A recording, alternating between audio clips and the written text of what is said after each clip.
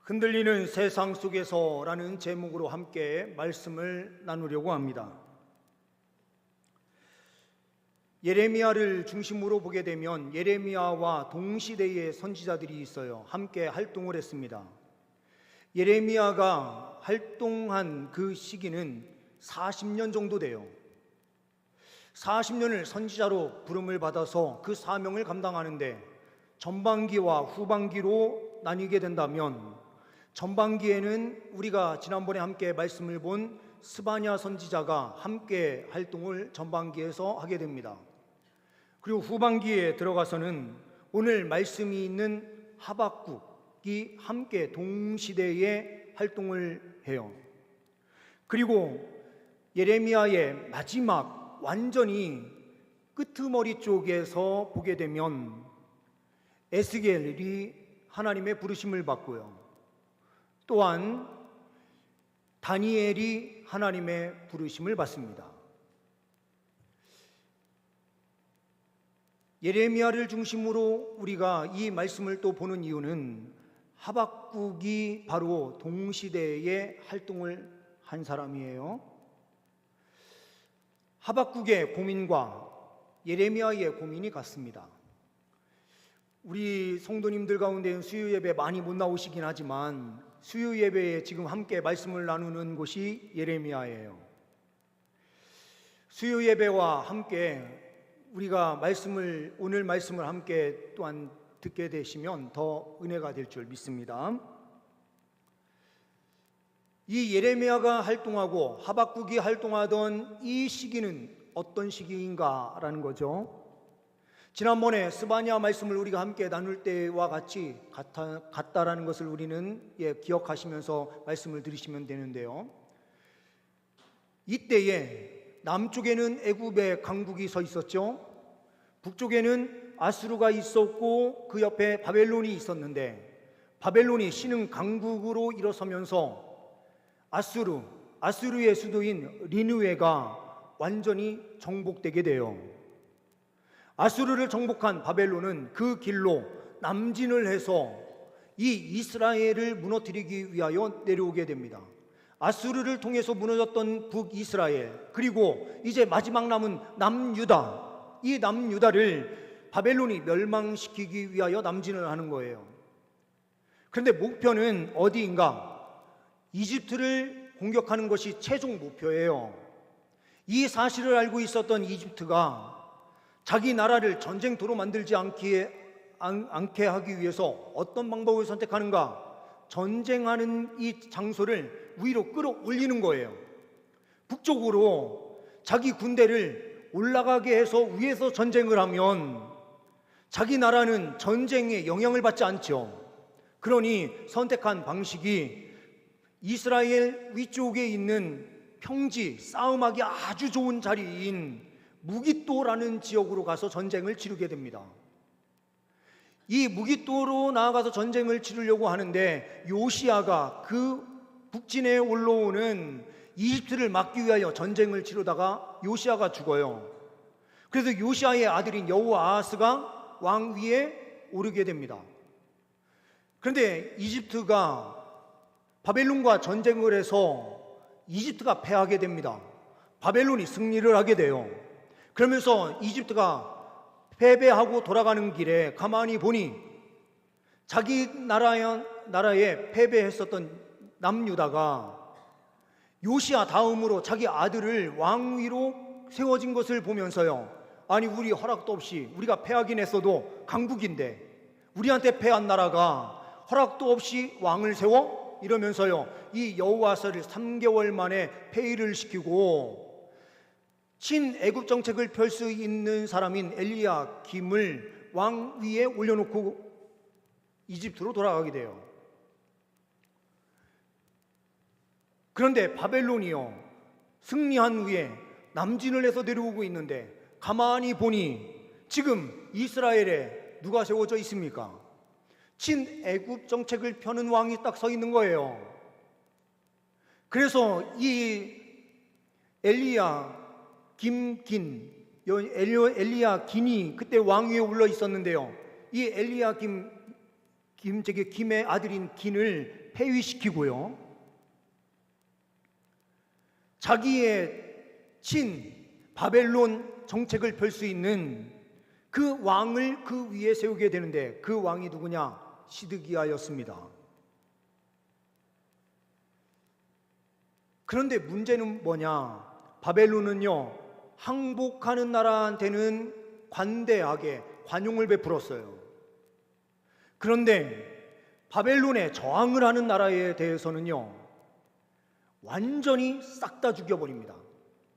옛날에 흉노족이라고 하는 이 청나라 계열의 이 사람들이요, 전쟁을 하면서 어떤 정책을 썼느냐? 항복하고 문을 열면은요, 그 지역을 다 살려줍니다. 그런데 만약 이 흉노족에 조금이라도 반항을 한다 그러면요, 그곳에 어린 아이부터 시작해가지고 아이 벤 사람들, 모든 사람들을요 싹 다 죽여버렸습니다.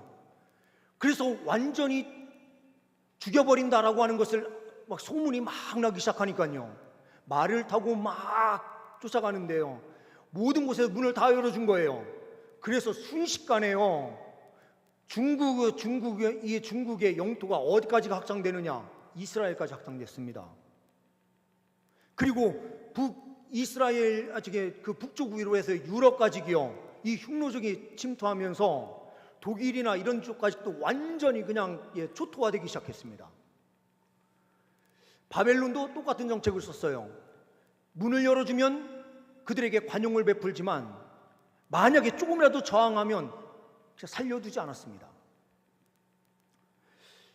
시드기야가요, 바벨론에 의해서 세워졌는데 가만히 눈치 보다가요 1차 공격을 받아서 많은 사람들이 포로로 잡혀갔는데, 이 시드기야가 선택을 또 잘못하는 거예요.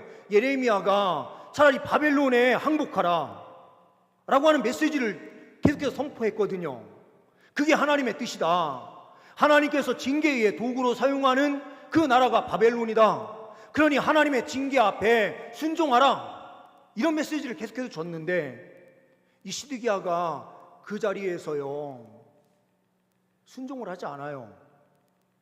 자기를 왕위에 세워졌는데도 애국과 함께 결탁을 하면서 바벨론에게 완전히 미움을 사면서 이 남유다 예루살렘이 성벽도 다 무너지고요, 솔로몬 성전이 그때까지 존재하고 있었는데 성전이 다 무너져서 다 사라져버립니다.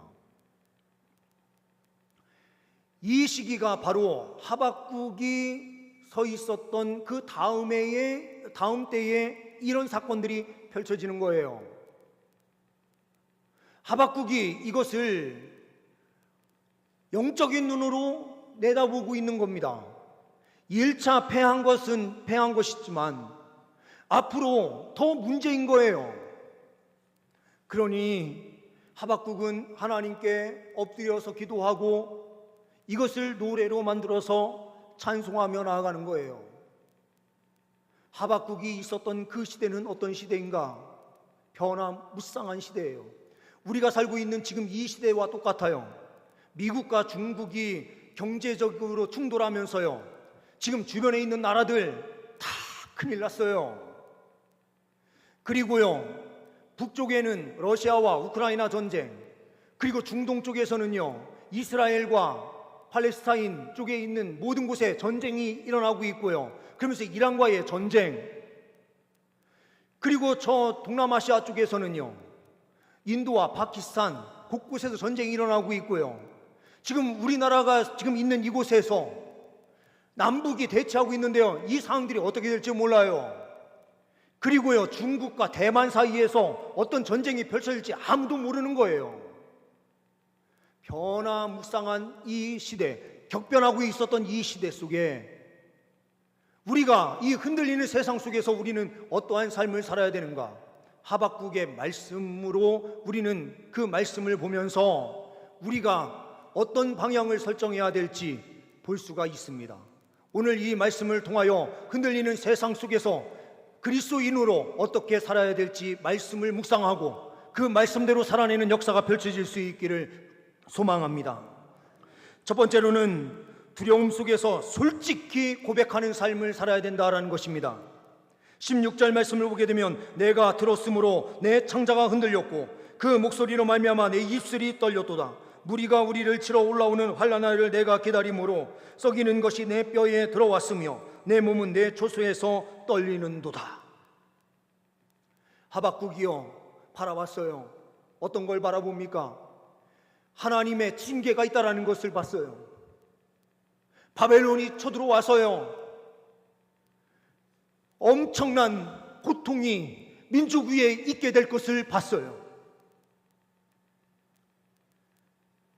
하박국은 나라의 그 아픔을 보면서 주님 앞에 이렇게 간구하고 있어요. 주님, 하나님을 믿는 의인된 나라를 왜 이방신을 섬기고 있는 저 바벨론으로부터 이런 고통을 우리 민족이 당해야 됩니까? 하나님을 섬기는 나라가 왜 이런 고통 속에 있어야 됩니까? 하나님, 우리 민족을 보호해 주세요.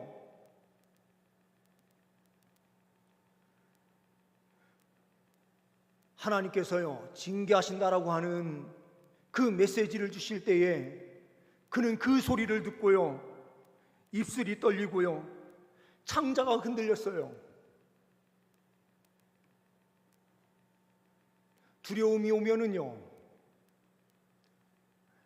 배가 막 꼬여요. 배가 아파요. 자녀들 문제 놓고요 기도하는데요 자녀들이 말씀 위에 잘 세워졌으면 좋겠는데 자꾸 엇나가는 자녀들을 볼 때마다요 부모의 심정은요 창자가 꼬이는 것과 같은 똑같은 원리가 하박국 선지자가 느끼는 감정이에요. 하나님의 그 구속함 가운데 있는 백성들이요 자꾸 하나님을 떠나요. 그걸 보면서 하나님의 마음을 알고 있는 선지자는요 창자가 꼬여요. 흔들려요. 이때에 하박국이 선택한 그 길은 무엇입니까? 하나님 앞에요 찬송하는 자리에 있는 거예요. 하나님께 엎드려서 기도하는 자리에 선 거예요. 오늘 말씀이 바로 기도이자 찬송이에요. 두려움 속에서 무엇을 솔직히 고백해야 됩니까? 주님, 제가 두렵습니다. 주님, 저의 창자가 꼬이고 흔들려서 너무 아프고 힘들어요. 이 흔들리는 세상에서 살면서요 우리가 세상에 나가서 일을 하다 보면 너무나 힘들어요. 그때에 하나님 앞에 엎드려서요 이렇게 기도하는 거예요. 하나님, 저 오늘 하루하루 살아가는 게 너무 힘들어요. 창자가 꼬이고 입술이 떨리고 어떻게 해야 될 줄 모르겠어요. 있는 그대로를요 하나님께 솔직하게 아뢰는 거예요.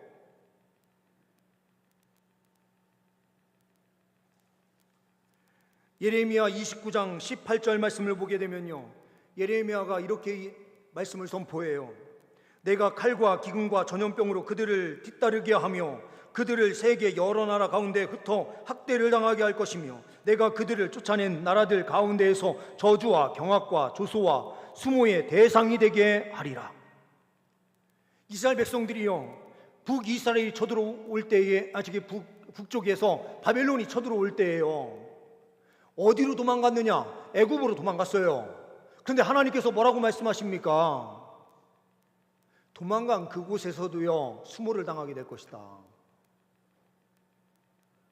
이스라엘 백성들이 북쪽에서 바벨론이 막 밀고 내려오자요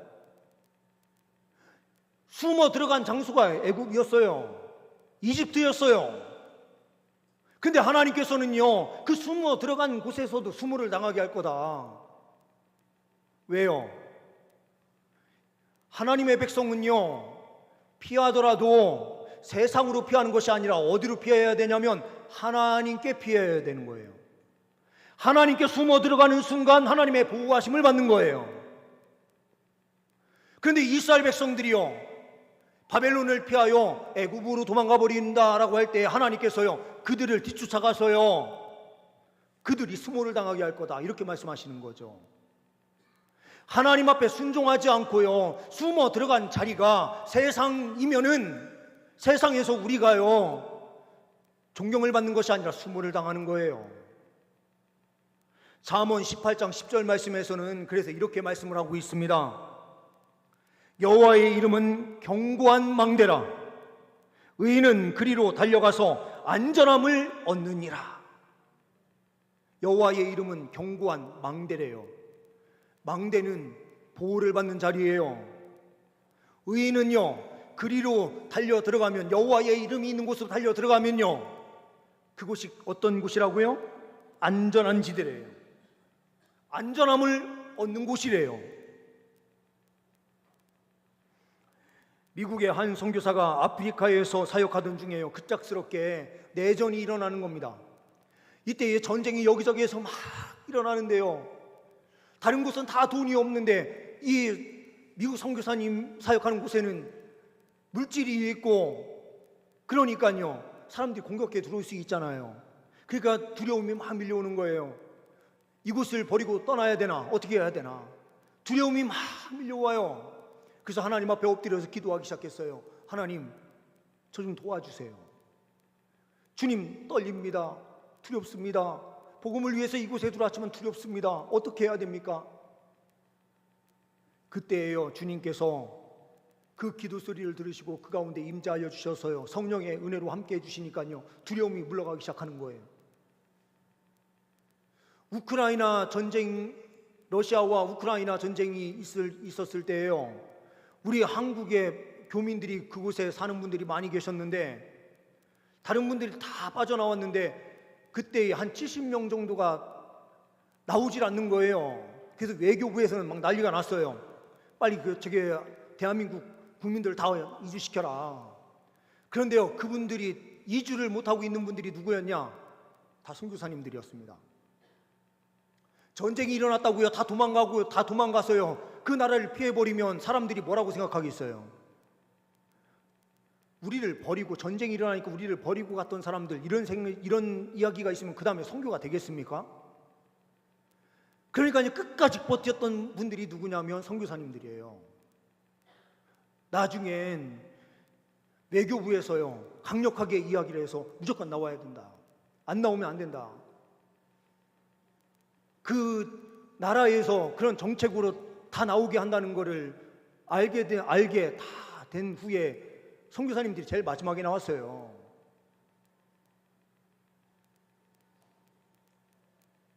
그들이요 두렵지 않아서 그 자리를 지키고 있었던 것이 아니고요 복음을 위해서 그 자리를 지키고 있었습니다. 두려움 속에서 능력을 얻는 길은요 하나님 앞에 엎드려서 솔직하게 기도할 때고 솔직하게 하나님을 찬송할 때에 하나님의 은혜의 역사를 경험하게 되는 것입니다. 두려운 문제가 있을 때에요 하나님께 솔직하게 모든 문제를 아뢰세요. 하나님께서 반드시 평안을 주실 줄 믿습니다. 두 번째로는요 상황을 뛰어넘는 믿음의 고백을 하십시오라는 거예요. 17절 18절 말씀을 보게 되면요 비록 무화과 나무가 무성하지 못하며 포도나무에 열매가 없으며 감람나무에 소출이 없으며 밭에 먹을 것이 없으며 우리의 양이 없으며 외양간에 소가 없을지라도 나는 여호와로 말미암아 즐거워하며 나의 구원의 하나님으로 말미암아 기뻐하리로다. 없어요. 무화과 잎이요 무성하지 못해요. 아무것도 없어요. 없을 때에 하나님께서 역사하시는 시점이에요. 그리고 없을 때에는요 우리에게 없는 것을 보는 것이 아니라 있는 것을 봐야 돼요. 베드로를 한번 보십시오. 베드로가요 성전 미문을 거쳐서요 기도하러 들어가는 그 자리에서요 구걸하고 있었던 안진뱅이인 한 사람을 만나게 돼요. 하체 장애인을 만나게 되는데 그 장애인이요 뭔가 줄까 해서 바라고 있어요. 그때예요 나를 보라 이야기하면서요 뭐라고 말씀합니까? 사도행전 3장 6절에 이렇게 말씀하고 있어요. 베드로가 이르되 은과 금은 내게 없거니와 내게 있는 이것을 이라고 표현돼요. 뭐가 없어요? 은과 금이 없어요. 없는 걸 본 것이 아니고 뭘 봅니까? 내게 있는 이것을 이라고 표현되고 있어요. 베드로에게는요 은과 금은 없어요. 근데 뭐가 있었습니까? 내게 있는 이것을 이라고 표현되고 있는 것이 누구예요? 나사렛 예수님이세요. 나사렛 예수의 이름으로 일어나 걸으라 하니까요 그의 발목에 힘줄에 힘이 들어가면서요 그 안진뱅이가 일어나요. 우리 그리스도인들의 진정한 능력은 은과 금에 있는 것이 아니에요. 우리에게 있는 거 바라보니까요 은과 금이 없어요. 우리에게 세상적인 어떤 능력이 없어요. 그런데요 우리에게 있는 것이 무엇입니까? 예수의 이름이 우리에게 있는 거예요. 예수님의 이름을 의지하는 순간 기적이 펼쳐져요. 한 신실한 자매가 조용기 목사님을 찾아왔더래요. 근심 어린 얼굴로 찾아왔는데요 이야기를 들어보니까요 기업을 새로 오픈을 했어요. 그런데 오픈을 했는데 사람이 없대요. 그래서 목사님 기도 좀 해주세요 해서 찾아온 거예요. 기도를 해주려고 하는데요 성령 하나님께서요 축복의 기도가 나오게 해주시면 좋은데 축복의 기도가 나오지 않더래요. 그래서 이렇게 기도를 했더래요. 하나님 이 자매가 장사가 잘 안 되게 해주신 거 감사합니다. 이 자매가 돌아가서요 가서 앉아있는데 장사가 계속해서 안 돼요. 다시 조용기 목사님 또 찾아왔더래요. 그래서 조용기 목사님께요 또 기도를 부탁을 했대요.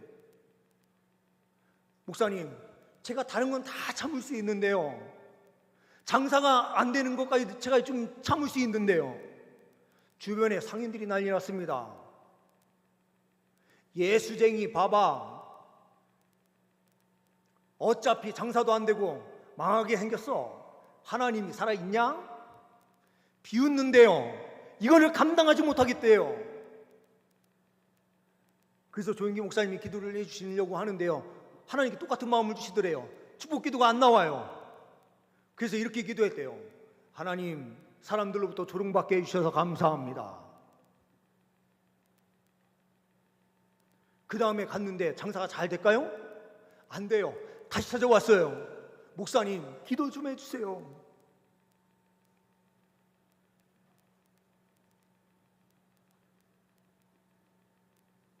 기도를 해주려고 하는데요 축복 기도가 나오지 않더래요. 하나님 이런 상황을 주신 거 감사합니다. 이 기도밖에 나오지 않더래요. 그러면서 그 자매에게 이야기를 했어요. 돌아가서 하나님께 감사 기도해라. 이분이요 가서 감사하려고 하는데 기도를 하려고 하는데요 감사의 조건이 있어야 기도를 하죠. 그래서 모르겠다. 조영기 목사님이 기도해 주셨던 것처럼 그렇게 기도하자 해가지고요 하나님 장사 안 되게 해주신 거 감사합니다 이렇게 기도한 거예요. 그런데요 이제 장사하러 가려고 겨울에 나섰는데 빙판길에 탁 넘어지면서요 손이 완전히 부러졌어요. 찾아왔어요. 목사님 장사도 안 되고 지금 다쳤어요. 그래서 가게를 팔아야 될 것 같아요.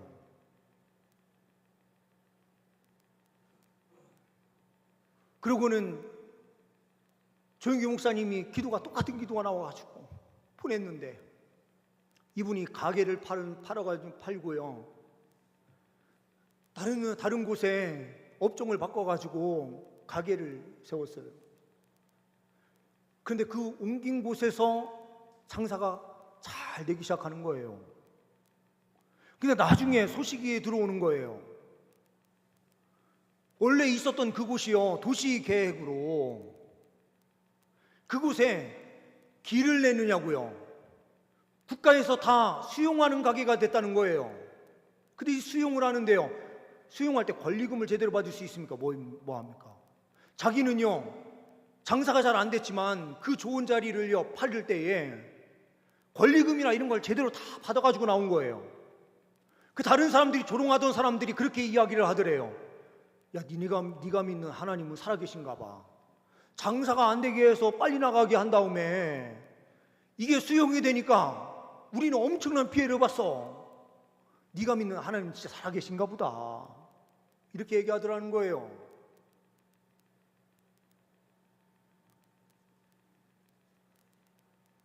하나님의 방법은요, 잘 되게 하는 방법으로만 역사하시는 분이 아니세요. 하나님의 섭리가 있어요. 그런데 아무것도 없을 때에 감사할 줄 아는 삶을 살 때에 하나님께서 새로운 역사를 우리의 삶에 베풀어 주시는 줄 믿습니다. 아무것도 없을 때 하나님의 기적은 시작이 됩니다. 세 번째로는 힘을 주시는 여호와를 고백하는 삶을 살아야 된다는 거예요. 19절 말씀을 보게 되면요, 주 여호와는 나의 힘이시라.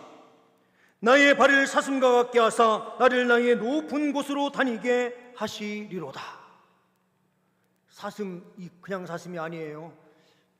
절벽에도 막 절벽에서 뛰어다니는 그런 산양을 이야기하는 겁니다.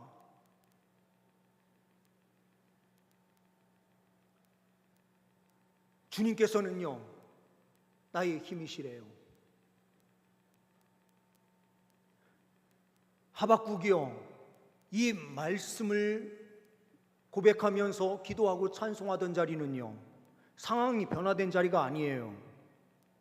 그런데 하나님께서요, 이스라엘 백성들에게 놀라운 구원으로 함께하여 주실 것을 믿음으로 바라보면서 이 찬양을 고백하고 있는 거예요. 시리아에 오엘로라는 사람이 있었습니다. 이 사람은요, 덩치가 크고요, 힘이 아주 장사였어요. 이 사람의 꿈은 뭐냐? 강한 사람을 섬기는 거예요. 그래서요, 강한 사람이 누군가 찾아봤더니 그 나라의 왕이 모든 결정을 하는데, 결정하는 것마다 모든 게 다 이루어지고 가장 힘이 센 것처럼 보이더래요. 그래서 왕에게 찾아갔어요. 왕이시여, 제가 당신의 제자가 되겠습니다. 그래서 왕의 제자가 돼가지고요, 거기에서 이제 신하가 돼서 보니까요, 이 왕이요, 밤이 되면 두려워가지고요 막 떨더래요. 덜덜덜 떨어요. 왕이시여, 왜 떠십니까? 그랬더니요, 이 왕이 이야기하더래요. 악마가 나를 자꾸 쫓아와. 악마가 나를 사로잡으려고 그래. 그러더래요. 그래서 이 사람이, 왕이 강한 자가 아니라 악마가 가장 강한 자구나, 이렇게 생각을 한 거예요. 그래서 악마를 섬김으로 나가자 해가지고요, 이 사람이 악마의 그 조정을 따라가지고요, 악한 행동을 다 하면서 살아요. 그런데요, 악마를 가만히 보니까 악마도 두려워하는 게 하나가 있더래요. 뭘 두려워할까요? 십자가를 두려워하더래요. 그래서 이 십자가가 뭐냐 봤더니요, 예수님께 십자가에 죽으셨다라는 거예요. 예수님이 가장 강하구나, 이렇게 생각을 하고요, 예수님을 찾아서 돌아다니려고 그러는데 찾을 수가 있어야죠. 그래서 어떻게 했느냐, 강 나루터예요. 배를 한 대 사가지고 길 건너 왔다 갔다 하는 거에 이 사람이 사공이 돼가지고요, 거기서 있는데요, 누가 예수님이 지나가나 보자, 내가 예수님을 여기에서 꼭 만나리라, 이렇게 생각을 하고요 막 적고 있는데, 어느 날 비가 막 쏟아지는 날 한 어린 아이가 찾아왔더래요. 저희 엄마가 아프 편찮으신데 제가 이 강을 건너가서 어머니를 만나야 됩니다. 저 건너편으로 좀 건너주세요. 비가 오는데요, 배가 움직이게 져가지고는 거기를 건너갈 수가 없어요. 그래서 이 아이들 이야기를 하는 거예요. 저기 위쪽에 가면 좀 낮은 지역이 있으니까 같이 가자. 그런 다음에 내가 업어서 여기를 건너주마. 업어가지고요, 이 강을 건너가는데 아이가 너무 무거운 거예요. 이 장사가요, 업었는데 이 감당이 안 돼요. 그래서 아이한테 이렇게 물어봅니다. 얘야, 너는 왜 이렇게 무겁니? 그랬더니 이 아이가 이야기해요. 세상 모든 죄를 지고 가기 때문에 무거운 겁니다. 그때요, 이 오헬로가 깨달아요. 아, 이분이 예수님이시구나 하면서요, 딱 뒤를 도는데 아이가 사라지고 없어요. 그때야 이 사람이 알게 돼요. 아, 내가 업어드렸던 그 아이가 예수님이셨구나. 그는 깨달아요. 강한 세상적 힘이 능력이 되는 것이 아니라 세상 죄를 지고 십자가에서 죽으신 예수 그리스도의 그 섬김을 통하여 진정한 하나님의 능력이 나타나는 거구나. 아, 나도 예수님처럼 희생하는 삶을 살자. 그가요, 그때부터 세상을 섬기는 자리로 들어가요. 그래서 사람들은 이 사람을 크리스토퍼라고 하는 별명을 달아주는데요. 이 크리스토퍼는 의미가 뭐냐? 그리스도를 업은 대장부라는 뜻이에요. 이거는 어린 예수님을 등에 업어줬다라는 의미도 있지만 예수 그리스도의 십자가를 짊어지고 매 순간순간 살아가는 사람으로 기억되는 겁니다. 우리의 진정한 능력이 어디에서 나타나느냐 라고 할 때예요,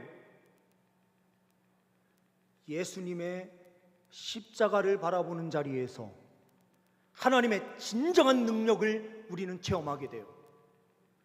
예수님의 십자가를 보는 그 자리에서 우리의 죄는 깨끗이 씻음받고요, 무거웠던 그 짐이 다 떨어져 나가고요, 진정한 자유와 기쁨을 그 안에서 누리게 돼요.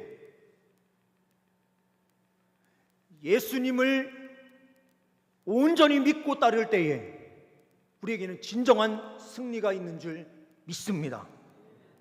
늘 주님을 바라보시면서 한 걸음 한 걸음 나아가시는 주의 백성들 되시기를 간절히 소망합니다. 기도하십니다.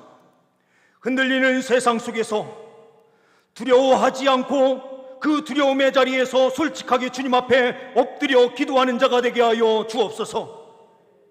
주님, 상황을 뛰어넘는 믿음으로 주님을 고백하며 나아갈 때에, 주님께 감사함으로 나아갈 때에 주님께서 진정한 승리를 우리의 삶에 허락하여 주시는 줄 믿습니다.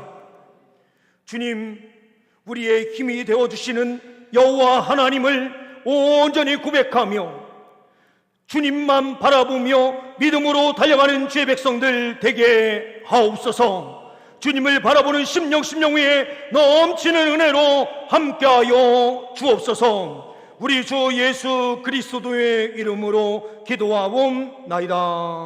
아멘.